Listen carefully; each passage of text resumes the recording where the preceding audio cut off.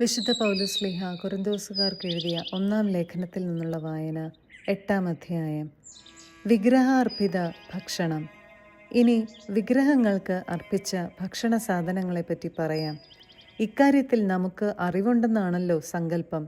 അറിവ് അഹന്ത ജനിപ്പിക്കുന്നു, സ്നേഹമോ ആത്മീയ ഉത്കർഷം വരുത്തുന്നു.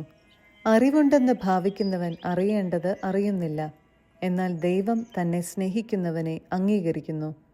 വിഗ്രഹങ്ങൾക്കർപ്പിച്ച ഭക്ഷണ സാധനങ്ങളെപ്പറ്റിയാണെങ്കിൽ, ലോകത്തിൽ വിഗ്രഹം എന്നൊന്നില്ലെന്നും ഏകദൈവമല്ലാതെ മറ്റൊരു ദൈവമില്ലെന്നും നമുക്കറിയാം. ദൈവങ്ങൾ എന്ന് വിളിക്കപ്പെടുന്നവർ ആകാശത്തിലും ഭൂമിയിലും ഉണ്ടെന്നിരിക്കട്ടെ. അങ്ങനെ പല ദേവന്മാരും നാഥന്മാരും ഉണ്ടല്ലോ. എങ്കിലും നമുക്ക് ഒരു ദൈവമേ ഉള്ളൂ. ആരാണോ സർവവും സൃഷ്ടിച്ചത്, ആർക്കു വേണ്ടിയാണോ നാം ജീവിക്കുന്നത്, ആ പിതാവ്. ഒരു കർത്താവേ നമുക്കുള്ളൂ, ആരിലൂടെയാണോ സർവവും ഉളവായത്, ആരിലൂടെയാണോ നാം നിലനിൽക്കുന്നത്, ആ യേശു ക്രിസ്തു. എങ്കിലും ഈ അറിവ് എല്ലാവർക്കുമില്ല. ഇതുവരെ വിഗ്രഹങ്ങളുമായി ബന്ധപ്പെട്ട് ജീവിച്ച ചിലർ ഭക്ഷിക്കുന്നത് വിഗ്രഹാരാധകരുടെ മനോഭാവത്തോടെയാണ്. അവരുടെ മനസ്സാക്ഷി ദുർബലമാകയാൽ അത് മലിനമായി തീരുന്നു. ഭക്ഷണം നമ്മെ ദൈവത്തോട് അടുപ്പിക്കുകയില്ല. ഭക്ഷിക്കാതിരിക്കുന്നതുകൊണ്ട് നമ്മൾ കൂടുതൽ അയോഗ്യരോ ഭക്ഷിക്കുന്നതുകൊണ്ട് കൂടുതൽ യോഗ്യരോ ആകുന്നുമില്ല. നിങ്ങളുടെ സ്വാതന്ത്ര്യം ബലഹീനർക്ക് ഏതെങ്കിലും വിധത്തിൽ ഇടർച്ചയ്ക്ക് കാരണമാകാതിരിക്കാൻ സൂക്ഷിക്കണം. എന്തെന്നാൽ അറിവുള്ളവനായ നീ വിഗ്രഹാലയത്തിൽ ഭക്ഷണത്തിനിരിക്കുന്നതായി ദുർബല മനസ്സാക്ഷിയുള്ള ഒരുവൻ കണ്ടാൽ, വിഗ്രഹങ്ങൾക്കർപ്പിച്ച ഭക്ഷണസാധനം കഴിക്കാൻ അത് അവന് പ്രോത്സാഹനമാകയില്ലേ? അങ്ങനെ നിന്റെ അറിവ് ക്രിസ്തു ആർക്കുവേണ്ടി മരിച്ചോ ആ ബലഹീന സഹോദരന് നാശകാരണമായി തീരുന്നു. ഇപ്രകാരം സഹോദരർക്കെതിരായി പാപം ചെയ്യുമ്പോഴും അവരുടെ ദുർബല മനസ്സാക്ഷിയെ മുറിപ്പെടുത്തുമ്പോഴും നീ ക്രിസ്തുവിനെതിരായി പാപം ചെയ്യുന്നു. അതിനാൽ ഭക്ഷണം എൻ്റെ സഹോദരന് ദുഷ്പ്രേരണയ്ക്ക് കാരണമാകുന്നെങ്കിൽ അങ്ങനെ സംഭവിക്കാതിരിക്കാൻ വേണ്ടി ഞാൻ ഒരിക്കലും മാംസം ഭക്ഷിക്കുകയില്ല. 9-ാം അധ്യായം. അപ്പസ്തോലൻ്റെ അവകാശം. ഞാൻ സ്വതന്ത്രനല്ലേ? ഞാൻ അപ്പസ്തോലനല്ലേ? ഞാൻ നമ്മുടെ കർത്താവായ യേശുവിനെ കണ്ടിട്ടില്ലേ? കർത്താവിന് വേണ്ടിയുള്ള എൻ്റെ അധ്വാനങ്ങളുടെ ഫലമല്ലേ നിങ്ങൾ? മറ്റുള്ളവർക്ക് ഞാൻ അപ്പസ്തോലനല്ലെങ്കിൽ തന്നെയും നിങ്ങൾക്ക് തീർച്ചയായും ഞാൻ അപ്പസ്തോലനാണ്. നിങ്ങൾ കർത്താവിൽ എൻ്റെ അപ്പസ്തോല വൃത്തിയുടെ മുദ്രയുമാണ്. എന്നെ ചോദ്യം ചെയ്യുന്നവരോട് എനിക്കുള്ള മറുപടി ഇതാണ്: തിന്നുന്നതിനും കുടിക്കുന്നതിനും ഞങ്ങൾക്ക് അവകാശമില്ലേ? മറ്റ് അപ്പസ്തോലന്മാരും കർത്താവിൻ്റെ സഹോദരന്മാരും കേപ്പായും ചെയ്യുന്നത് പോലെ സഹോദരിയായ ഒരു സ്ത്രീയെ കൊണ്ടു നടക്കാൻ ഞങ്ങൾക്കും അവകാശമില്ലേ? ജോലി ചെയ്യാതിരിക്കാൻ ബാർനബാസിനും എനിക്കും മാത്രം അവകാശമില്ലെന്നോ? സ്വന്തം ചെലവിൽ സൈനിക സേവനത്തിന് പോകുന്നവനുണ്ടോ? മുന്തിരിത്തോട്ടമുണ്ടാക്കിയിട്ട് അതിൻ്റെ ഫലത്തിൽ നിന്ന് ഭക്ഷിക്കാത്തവനുണ്ടോ? ആട്ടിൻ പറ്റത്തെ വളർത്തിയിട്ട് അതിൻ്റെ പാൽ കുടിക്കാത്തവനുണ്ടോ? ഞാനീ പറയുന്നത് കേവലം മാനുഷികമായിട്ടാണോ? നിയമം അനുശാസിക്കുന്നതും ഇതുതന്നെയല്ലേ? എന്തെന്നാൽ മോശയുടെ നിയമത്തിൽ എഴുതിയിരിക്കുന്നു, ധാന്യം മെതിക്കുന്ന കാളയുടെ വായ് നിങ്ങൾ മൂടിക്കെട്ടരുത്. കാളയുടെ കാര്യത്തിലാണോ ദൈവത്തിന് ശ്രദ്ധ? അവിടുന്ന് സംസാരിക്കുന്നത് അത്രയും നമുക്ക് വേണ്ടിയല്ലേ? ഒഴുകുന്നവൻ പ്രതിഫലേച്ഛയോടും മെതിക്കുന്നവൻ ഓഹരി ലഭിക്കുമെന്ന പ്രതീക്ഷയോടും കൂടെ ജോലി ചെയ്യുന്നതിന് നമുക്ക് വേണ്ടി ഇത് എഴുതപ്പെട്ടിരിക്കുന്നു. ഞങ്ങൾ നിങ്ങളുടെ ഇടയിൽ ആത്മീയ നന്മകൾ വിതച്ചെങ്കിൽ നിങ്ങളിൽ നിന്ന് ഭൗതിക ഫലങ്ങൾ കൊയ്യുന്നത് അധികപ്പറ്റാണോ? നിങ്ങളുടെ മേലുള്ള ഈ ന്യായമായ അവകാശത്തിൽ മറ്റുള്ളവർക്ക് പങ്കുചേരാമെങ്കിൽ ഞങ്ങൾക്ക് അതിന് കൂടുതൽ അർഹതയില്ലേ? എങ്കിലും ഞങ്ങൾ ഈ അവകാശം ഉപയോഗപ്പെടുത്തിയിട്ടില്ല. ക്രിസ്തുവിൻ്റെ സുവിശേഷത്തിന് ഒരു പ്രതിബന്ധവും ഉണ്ടാകാതിരിക്കാൻ എല്ലാം ഞങ്ങൾ സഹിക്കുന്നു. ദേവാലയ ജോലിക്കാർക്കുള്ള ഭക്ഷണം ദേവാലയത്തിൽ നിന്നാണെന്നും അൾത്താര ശുശ്രൂഷകർ ബലിവസ്തുക്കളുടെ പങ്കു പറ്റുന്നുവെന്നും നിങ്ങൾ അറിയുന്നില്ലേ? അതുപോലെ സുവിശേഷ പ്രഘോഷകർ സുവിശേഷം കൊണ്ടുതന്നെ ഉപജീവനം കഴിക്കണമെന്ന് കർത്താവ് കൽപ്പിച്ചിരിക്കുന്നു. എന്നാൽ ഇതൊന്നും ഞാൻ ഉപയോഗപ്പെടുത്തിയിട്ടില്ല. അങ്ങനെയുള്ള അവകാശങ്ങൾ ഉറപ്പിക്കുന്നതിനു വേണ്ടി ഞാൻ ഇക്കാര്യങ്ങൾ എഴുതുകയുമല്ല. എന്തെന്നാൽ മറ്റൊരുവനിൽ നിന്ന് അഭിമാനക്ഷതമേൽക്കുന്നതിൽ ഭേദം മരിക്കുകയാണ്. ഞാൻ സുവിശേഷം പ്രസംഗിക്കുന്നെങ്കിൽ അതിൽ എനിക്ക് അഹംഭാവത്തിന് വകയില്ല. അത് എൻ്റെ കടമയാണ്. ഞാൻ സുവിശേഷം പ്രസംഗിക്കുന്നില്ലെങ്കിൽ എനിക്ക് ദുരിതം. ഞാൻ സ്വമനസ്സായി ഇത് ചെയ്യുന്നെങ്കിൽ എനിക്ക് പ്രതിഫലമുണ്ട്. അങ്ങനെയല്ലെങ്കിൽ മറ്റാരുടെയോ നിയോഗമനുസരിച്ചാണ് ചെയ്യുന്നത്. അപ്പോൾ എന്താണ് എൻ്റെ പ്രതിഫലം? സുവിശേഷം നൽകുന്ന അവകാശം പൂർണ്ണമായി ഉപയോഗിക്കാതെ പ്രതിഫലം എന്നിയെ സുവിശേഷം പ്രസംഗിക്കുന്നതിലുള്ള സംതൃപ്തി മാത്രം. ഞാൻ എല്ലാവരിലും നിന്ന് സ്വതന്ത്രനാണെങ്കിലും വളരെ പേരെ നേടേണ്ടതിന് ഞാൻ എല്ലാവരുടെയും ദാസനായി തീർന്നിരിക്കുന്നു. യഹൂദരെ നേടേണ്ടതിന് ഞാൻ അവരുടെ ഇടയിൽ യഹൂദനെ പോലെയായി. നിയമത്തിന് കീഴുള്ളവരെ നേടേണ്ടതിന് നിയമത്തിന് വിധേയനല്ലെന്നിരിക്കലും ഞാൻ അവരെ പോലെയായി. നിയമത്തിന് പുറമേയുള്ളവരെ നേടേണ്ടതിന് ഞാൻ അവർക്ക് നിയമമില്ലാത്തവനെ പോലെയായി. അതേസമയം ഞാൻ ദൈവനിയമമില്ലാത്തവനായിരുന്നില്ല, പ്രത്യുത ക്രിസ്തുവിൻ്റെ നിയമത്തിന് അധീനനായിരുന്നു.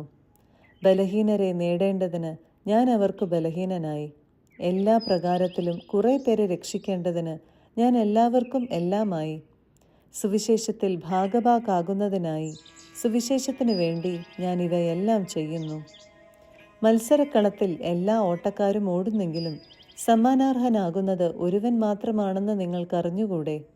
ആകയാൽ സമ്മാനം ലഭിക്കേണ്ടതിനായി നിങ്ങൾ ഓടുവിൻ.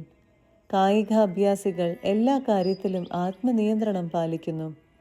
അവർ നശ്വരമായ കിരീടത്തിനു വേണ്ടിയാണ് അപ്രകാരം ചെയ്യുന്നത്, നാം അനശ്വരമായതിനു വേണ്ടിയും. ഞാൻ ഓടുന്നത് ലക്ഷ്യമില്ലാതെയല്ല, ഞാൻ മുഷ്ടിപ്രയോഗം നടത്തുന്നത് വായുവിൽ പ്രഹരിക്കുന്നത് പോലെയല്ല. മറ്റുള്ളവരോട് സുവിശേഷം പ്രസംഗിച്ച ഞാൻ തന്നെ തിരസ്കൃതനാകാതിരിക്കുന്നതിന് എൻ്റെ ശരീരത്തെ ഞാൻ കർശനമായി നിയന്ത്രിച്ച് കീഴടക്കുന്നു. 10-ാം അധ്യായം. വിഗ്രഹാരാധനയ്ക്കെതിരെ. സഹോദരരെ, നമ്മുടെ പിതാക്കന്മാരെല്ലാവരും മേഘത്തണലിലായിരുന്നുവെന്നും കടലിലൂടെ കടന്നുവെന്നും നിങ്ങൾ മനസ്സിലാക്കണമെന്ന് ഞാൻ ആഗ്രഹിക്കുന്നു. അവരെല്ലാവരും മേഘത്തിലും കടലിലും സ്നാനമേറ്റ് മോശയോട് ചേർന്നു. എല്ലാവരും ഒരേ ആത്മീയ ഭക്ഷണം കഴിച്ചു. എല്ലാവരും ഒരേ ആത്മീയ പാനീയം കുടിച്ചു. തങ്ങളെ അനുഗമിച്ച ആത്മീയ ശിലയിൽ നിന്നാണ് അവർ പാനം ചെയ്തത്. ആ ശില ക്രിസ്തുവാണ്. എന്നാൽ അവരിൽ മിക്കവരിലും ദൈവം പ്രസാദിച്ചില്ല. അവരെല്ലാം മരുഭൂമിയിൽ വെച്ച് ചിതറിക്കപ്പെട്ടു. അവരെപ്പോലെ നാം തിന്മ ആഗ്രഹിക്കാതിരിക്കാൻ ഇത് നമുക്കൊരു പാഠമാണ്. അവരിൽ ചിലരെ പോലെ നിങ്ങൾ വിഗ്രഹാരാധകർ ആകരുത്. തിന്നാനും കുടിക്കാനുമായി ജനം ഇരിക്കുകയും നൃത്തം ചെയ്യാനായി എഴുന്നേൽക്കുകയും ചെയ്തു എന്ന് അവരെപ്പറ്റി എഴുതപ്പെട്ടിരിക്കുന്നു. അവരിൽ ചിലർ വ്യഭിചാരം ചെയ്തതുപോലെ നമ്മൾ ഒരിക്കലും വ്യഭിചാരം ചെയ്യരുത്. അവരിൽ 23,000 പേർ ഒറ്റ ദിവസം കൊണ്ട് നാശമടഞ്ഞു. അവരിൽ ചിലർ ചെയ്തതുപോലെ നാം കർത്താവിനെ പരീക്ഷിക്കരുത്. അവരെല്ലാവരും പാമ്പുകടിയേറ്റു മരിച്ചു. അവരിൽ ചിലർ പിറുപിറുത്തതുപോലെ നാം പിറുപിറുക്കുകയും അരുത്.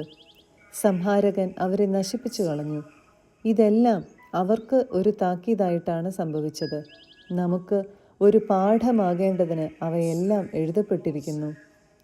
യുഗങ്ങളുടെ അന്തിമഘട്ടം നമ്മിലാണല്ലോ വന്നെത്തിയിരിക്കുന്നത്. ആകയാൽ നിൽക്കുന്നു എന്ന് വിചാരിക്കുന്നവൻ വീഴാതെ സൂക്ഷിച്ചുകൊള്ളട്ടെ. മനുഷ്യ സാധാരണമല്ലാത്ത ഒരു പ്രലോഭനവും നിങ്ങൾക്ക് നേരിട്ടിട്ടില്ല. ദൈവം വിശ്വസ്തനാണ്. നിങ്ങളുടെ ശക്തിക്ക് അതീതമായ പ്രലോഭനങ്ങൾ ഉണ്ടാകാൻ അവിടുന്ന് അനുവദിക്കുകയില്ല. പ്രലോഭനങ്ങൾ ഉണ്ടാകുമ്പോൾ അവയെ അതിജീവിക്കാൻ വേണ്ട ശക്തി അവിടുന്ന് നിങ്ങൾക്ക് നൽകും. ആകയാൽ പ്രിയപ്പെട്ടവരെ, വിഗ്രഹാരാധനയിൽ നിന്ന് ഓടിയകലുവിൻ. വിവേകമതികളോടെന്ന പോലെ ഞാൻ നിങ്ങളോട് പറയുന്നു. ഞാൻ പറയുന്നത് നിങ്ങൾ തന്നെ വിധിക്കുവിൻ. നാം ആശീർവദിക്കുന്ന അനുഗ്രഹത്തിൻ്റെ പാനപാത്രം ക്രിസ്തുവിൻ്റെ രക്തത്തിലുള്ള ഭാഗഭാഗിത്വമല്ലേ? നാം മുറിക്കുന്ന അപ്പം ക്രിസ്തുവിൻ്റെ ശരീരത്തിലുള്ള ഭാഗഭാഗിത്വമല്ലേ? അപ്പം ഒന്നേയുള്ളൂ. അതിനാൽ പലരായിരിക്കുന്ന നാം ഒരു ശരീരമാണ്. എന്തെന്നാൽ ഒരേ അപ്പത്തിൽ നാം ഭാഗഭാക്കുകളാണ്. ജനനം കൊണ്ട് മാത്രം ഇസ്രായേൽക്കാരായവരെ നോക്കുവിൻ. ബലിവസ്തുക്കൾ ഭക്ഷിക്കുന്നവർക്കല്ലേ ബലിപീഠത്തിലെ ഭാഗഭാഗിത്വം? വിഗ്രഹത്തിന് സമർപ്പിച്ച ആഹാരപദാർത്ഥമോ വിഗ്രഹം തന്നെയോ എന്തെങ്കിലും ആണെന്ന് ഞാൻ ഉദ്ദേശിക്കുന്നുണ്ടോ? ഇല്ല. വിജാതിയർ ബലിയർപ്പിക്കുന്നത് പിശാചിനാണ്, ദൈവത്തിനല്ല എന്നാണ് ഞാൻ പറയുന്നത്. നിങ്ങൾ പിശാചുക്കളുടെ പങ്കാളികളാകാൻ ഞാൻ ആഗ്രഹിക്കുന്നില്ല. ഒരേ സമയം കർത്താവിൻ്റെ പാനപാത്രവും പിശാചുക്കളുടെ പാനപാത്രവും കുടിക്കാൻ നിങ്ങൾക്ക് സാധിക്കുകയില്ല. കർത്താവിൻ്റെ മേശയിലും പിശാചുക്കളുടെ മേശയിലും ഭാഗവാക്കുകളാകാനും സാധിക്കുകയില്ല. കർത്താവിൽ നാം അസൂയ ഉണർത്തണമോ? നാം അവിടുത്തേക്കാൾ ശക്തരാണോ? എല്ലാം ദൈവമഹത്വത്തിന്. എല്ലാം നിയമാനുസൃതമാണ്, എന്നാൽ എല്ലാം പ്രയോജനകരങ്ങളല്ല. എല്ലാം നിയമാനുസൃതമാണ്, എന്നാൽ എല്ലാം പടുത്തുയർത്തുന്നില്ല. ഏതൊരുവനും സ്വന്തം നന്മ കാക്ഷിക്കാതെ അയൽക്കാരൻ്റെ നന്മ കാക്ഷിക്കട്ടെ. ചന്തയിൽ വിൽക്കപ്പെടുന്ന ഏതുതരം മാംസവും വാങ്ങി മനഃശാഞ്ചല്യം കൂടാതെ ഭക്ഷിച്ചുകൊള്ളുവിൻ. കാരണം ഭൂമിയും അതിലുള്ള സർവ്വവും കർത്താവിൻ്റേതാണ്. അവിശ്വാസിയായ ഒരുവൻ നിന്നെ ഭക്ഷണത്തിന് ക്ഷണിക്കുകയും പോകാൻ നീ ആഗ്രഹിക്കുകയും ചെയ്താൽ വിളമ്പിത്തരുന്നതെന്തും മനഃശാഞ്ചല്യം കൂടാതെ ഭക്ഷിച്ചുകൊള്ളുക. എന്നാൽ ആരെങ്കിലും നിന്നോട് ഇത് ബലിയർപ്പിച്ച വസ്തുവാണ് എന്ന് പറയുന്നുവെങ്കിൽ ഈ വിവരം അറിയിച്ച ആളെ കരുതിയും മനസ്സാക്ഷിയെ കരുതിയും നീ അത് ഭക്ഷിക്കരുത്. നിന്റെ മനസ്സാക്ഷിയല്ല, അവൻ്റേതാണ് ഞാൻ ഉദ്ദേശിക്കുന്നത്. എൻ്റെ സ്വാതന്ത്ര്യം മറ്റൊരുവൻ്റെ മനസ്സാക്ഷി കൊണ്ട് എന്തിനു വിധിക്കപ്പെടണം? കൃതജ്ഞതയോടെയാണ് ഞാൻ അതിൽ ഭാഗഭാക്കാകുന്നതെങ്കിൽ ഞാൻ കൃതജ്ഞതയർപ്പിക്കുന്ന ഒന്നിനു വേണ്ടി എന്തിനെന്നെ കുറ്റപ്പെടുത്തണം? അതിനാൽ നിങ്ങൾ ഭക്ഷിക്കുകയോ പാനം ചെയ്യുകയോ മറ്റെന്തെങ്കിലും പ്രവർത്തിക്കുകയോ ചെയ്യുമ്പോൾ അവയെല്ലാം ദൈവമഹത്വത്തിനായി ചെയ്യുവിൻ. യഹൂദർക്കോ ഗ്രീക്കുകാർക്കോ ദൈവത്തിൻ്റെ സഭയ്ക്കോ നിങ്ങൾ ദ്രോഹമൊന്നും ചെയ്യരുത്. ഞാൻ തന്നെയും എല്ലാവരുടെയും രക്ഷയെ പ്രതി അനേകരുടെ പ്രയോജനത്തിനായി എൻ്റെ പ്രയോജനം നോക്കാതെ എല്ലാ കാര്യങ്ങളിലും എല്ലാവരെയും പ്രീതിപ്പെടുത്താൻ പരിശ്രമിച്ചു കൊണ്ടിരിക്കുന്നു.